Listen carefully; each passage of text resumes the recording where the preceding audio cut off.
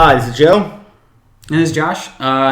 This is going to be the first episode of DM Tips until I come with a better title.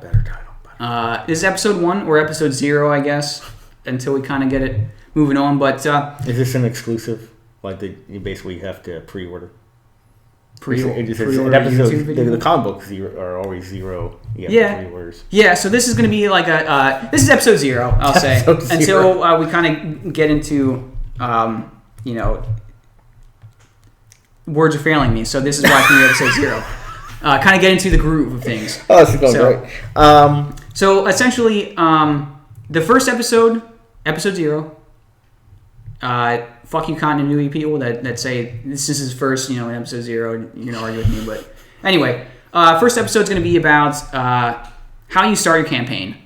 A lot of people ask, hey, do you have any tips on, we're just starting for the first time. We're all newbies, including the DM. Yeah. And that's actually pretty brave if you're going to be doing that. Yeah. But they ask, how do they start? Or maybe they don't, but we're going to tell you how anyway, how we've done it. Yeah. If you're doing a fantasy game, the easiest way to do it is to get drunk or make your party get drunk. The characters, not the players. Or, it both work. But throw them in a tavern. Tavern works great because you can have all sorts of people for NPCs all sorts of NPCs for your characters to interact with. Yes. It's basically a place for them to mingle, and then you kind of get a feel for your characters as well as a DM. You'll see some characters some players might have their characters just kind of scan the bar. And you can be like, okay, well that person is one that's going to try and look for details and stuff. You can have the guy that just goes immediately up to the bar and asks for a drink. That person just kind of is very forward. You get the people that are just like, I'm going to sit at a booth by myself and order some food. Those are going to be your boring characters that you never want to have the plot balance on. But yeah, the tavern is like the go-to. Tavern. Can't go wrong. A tavern, a cantina, 10 forward, a space bar. Yeah, so it doesn't even have to be strictly for fantasy series. It's almost any of them. So I would say that basically the one thing you want to do, this is going to be the first time you're going to actually have control of the party. Like total control at the beginning. That's true, yeah. You're going to have total control. So what I like to do is I like to have the people come in and do a sit down and make their characters first. And give them personality, not just roll dice and just like, oh, I'm going to be a barbarian. All right, what kind of barbarian? He's a barbarian. Okay, what's his likes? What's his dislikes? Saying he's barbarian is pretty acceptable in that situation. Yeah, kind of. If you're just like, I'm going to play Conan for fuck's sake. Well, Conan's actually a more complex barbarian than people think. Yeah, he is. But if you're going to play like Grognak barbarian, just punch stuff, lift heavy things. Yeah, but what I like to do is basically get the characters and then in the first campaign play off their strengths and weaknesses, and then that will help you in more ways because really, people are there to have fun. No, unless you have a dick player. And that point, then we can't help you. Yeah, that's going to be one of the next episodes. Yeah. Is how to deal with that guy. That guy. So look forward to that. Yeah. In fact, leave comments below the video. Oh, please. For your anecdotal that guys, and we'll include your favorites, but or any one of the comics because we're probably not getting many. But yeah. It's the staple for almost any. If you're doing a non-modular game and you're just doing kind of a free balling campaign, a homebrew one, taverns, you can't go wrong with tavern. No. So the other place you could always start it is if you're not running a fantasy campaign, if you're running something like a cyberpunk campaign or a police, like a vampire or something like that, or werewolf, where you basically have a job. The perfect example is a friend of mine ran a campaign with Cyberpunk that he put Heroes Unlimited in. And everyone was a cop. But what you learned about everyone's backstory was, well, everyone was a cop because that's what the judge ordered them to be. So you had criminals that were actually cops. And so you have missions. And that applies. That's pretty cool. They were like a Suicide Squad almost. Yeah, kind of like Suicide Squad. Well, a little bit better than Suicide Squad. We got paid better. We lived. But that's another thing, too, is instead of like, if you're like, all right, I don't want to do the bar, well, then what's their jobs? Even in a fantasy campaign, if there are thieves, meet them at the guild. That's good because even if you have kind of evil characters and good characters, you could say the good characters doing it strictly because they want to uphold justice. Yes. The bad characters are being punished for being bad. So that works. Another one that's pretty common is like a dungeon. You're all prisoners, prisoners of war or some other reason. It's always going to be war most of the time, but and that way you all have the party has basically a similar enemy, share an enemy, and that immediately creates a bond between the players. So, well, I mean, what you want to do when you first start out is if you create your own fantasy world, or if you want to play like in Dragonlance, or if you want to play in like Call of Cthulhu or Star Wars or Star Trek. If you're going to do anything that is something that's already kind of established, you don't want to go in there and be like, hey, my character is the captain of the Enterprise, even though, you don't want to do that.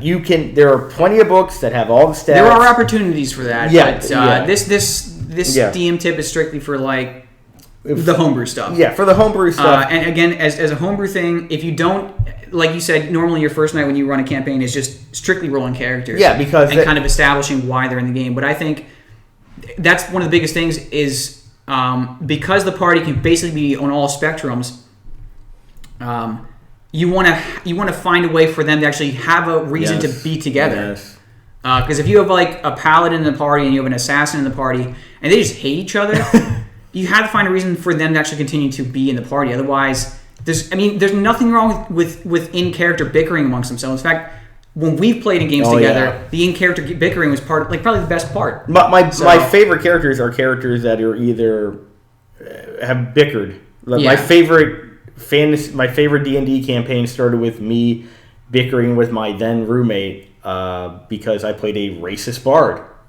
And don't be afraid to basically mix it up with the characters. And also at the beginning, to give you an idea, don't be afraid to kill one of the characters at the beginning. And you can even combine the two, because my very first D&D campaigns were playing with you, and whenever your character would die, I would loot your body. Yeah. You would come back to life and be like, where's my stuff? Yeah. And I was like, I don't know. Then I would bite the big one, and you would just loot my body and take all your stuff back. So that was, there's that. There's the bickering and also killing characters. So don't be afraid to kill characters. But we'll actually get to that'll be another DM tip where when it's right to kill a character. Yes, you can. You can at the beginning. Sometimes it is right to basically give the sense of danger that anybody can be killed. Yeah, I wouldn't do it with everyone's a first level character, but maybe if you have a more experienced group. Back on the subject of where to start them, what's the most unique place you have started a party in? Oh my god. If you want to think about it, I have one real quick. Go ahead, please. It was I think the first campaign I ever ran was for Pathfinder. Right. I think you were playing in it, and what I did essentially was, you guys, half the party were guards for a caravan of prisoners, and the other half of the party were among the prisoners. Right. And essentially, the caravan broke down at one point because there were multiple wagons in this caravan, and the last one was this big locked up one. And what I had planned on doing was they stopped because it was moving around a bit, and the guards wanted to inspect it. And the way I bonded the party was anyone that's a prisoner is going to be bonded already with the other prisoners. Anyone that's guards is going to be bonded with the other guards already. But one of the guards and one of the prisoners, I think it was your character and another player's character, were actually brothers. And when you actually free the prisoners, because what was in that locked up thing was very dangerous, you guys realized you were brothers, and the whole party bonded. And what I plan on having you guys do is, in that last wagon was some sort of demon that you guys fought. What I had planned on doing is having you guys either side with the prisoners and taking out the guards and then taking care of the big threat, or siding with the guards and locking up the rest of the prisoners, taking care of the big threat. You guys ended up just killing everything. Even when the captain of the guard was like, stop your fighting, you will let the prisoners go. We need to handle this demon. Someone chopped his leg off, and even then, he continued to hop on one leg to say, I don't think you understand. I'm missing a leg, and I'm still trying to stop this thing, and then thwack, someone shot him in the back of the head with an arrow. But that bonded the party pretty well. That was probably the most unique one, because I actually haven't run that many games. So that's one of maybe the 2 or 3 that I've actually started the party out in. So. I think the most unique when I was running it, this was a one-time thing. that I did that had literally people out my dorm room. We had to set up like 3 tables. It was so big. And what I did was I set it in Star Wars, way past the Rebellion. I set it on a space station, kind of stealing from Babylon 5, Deep Space Nine. And I basically just said, you're in command of a space station. What happens? And it became kind of a thing where people went out and bounty hunted and then came back. Like you had all these different people doing different things. In How many people were playing? 10 to 12. That's pretty cool. It's always cool having a large party like that because then typically as a DM I like to have the party together. But if you're at the point where you have so many players where they can almost form their own factions themselves, they did. That's really fun. Yeah. We actually did that in the Star Wars campaign that one time. Oh yes, that was a good time. That's for another video. But primarily what you want to do is the first night, make the characters, make sure the characters aren't overpowered that night too. You get to be God that first night. And and the rest of it is up to dice. This isn't a DM tip. DM rule 0 is in an argument that involves you. There actually shouldn't be arguments involving you because you cannot argue with the DM. You can. You can have the shitheads that are like, well, the book says this and this and this. You just said this in the past. Fuck that! I'm saying it now. My word is law, or you're dead. Your character has a heart attack and dies. Yeah. So save versus. That'll probably be another video on how to kind of corral your party. Yes. How to make them bow to your will and stuff, but not be an asshole. Yeah, but what you want to do too, honestly, that first night when people get together, just make it a relaxed environment because you're going to have people that are experienced, are completely new, or in between where they think they know everything. We've had plenty of players who think they know everything after playing 2 games. That's just a fun time, basically, getting characters together. Like, oh, what are you going to play? What are you going to do? Oh, that's a cool idea. Well, my character could do this, and my character. You're going to build your world. Really, what you're doing, especially if you're creating something new, you're world building. And there's nothing better than world building, in my opinion. Oh, yeah. We're going to probably do another video strictly on world building. So, but primarily what you want to do is to begin the campaign, do the character sheets with everybody in the room if that can't be done with a few people in the room, and then get them all together and then put them in an environment where it seems safe and then make it unsafe. Because that bonds the party together faster than anything else. Yeah. The sense of like, oh, we're all at a bar, or we're all on this road, or putting them all in danger immediately is fine. They're all fighting for the same thing, and that's their lives. Yeah. So that struggle just kind of, again, getting the party to bond, even if they don't like each other, but having them want to stick around with all of each other is very important. Otherwise, we have that guy. So we'll get into that guy. Because there could be a million videos on that guy. Yeah, that guy. Well, I honestly, what you want to do that first night is basically have an episode 0 like we're doing.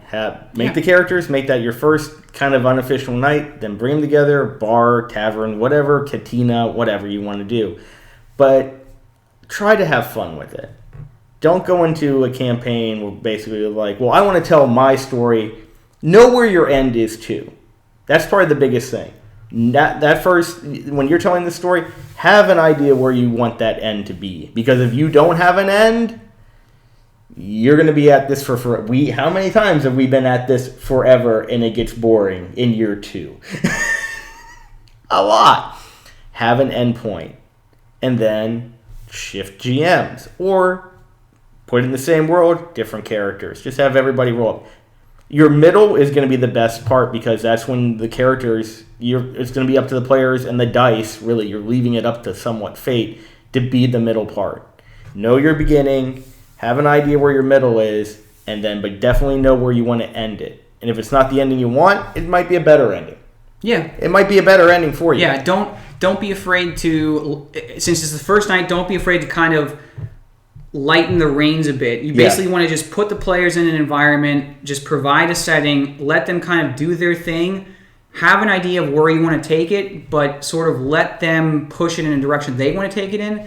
And then build it on that direction because that's what they're going to want to do. Yeah. And rule 1 of being a DM is you want the players to have fun. Yeah, honestly, that's probably if you want to take away the biggest takeaway of everything is have fun with it. Like if people aren't having fun, then you're failing as a DM, in my opinion. So, and also with the beginning, it's always in the middle or at the end.